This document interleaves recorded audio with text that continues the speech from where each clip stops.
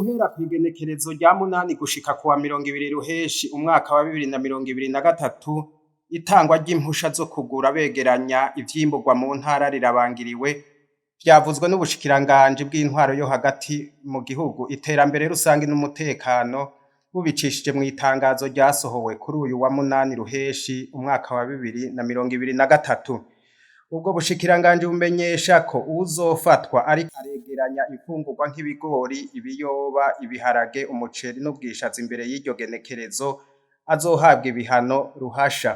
Ubwo bushikiranganji bwongerako kandi ko guhera kuri iryo genekerezo ry'uwa munani ruheshi 2023 harekuwe gusa abagura ivyimburwa bike bike vyo gufungura mu ngo zabo.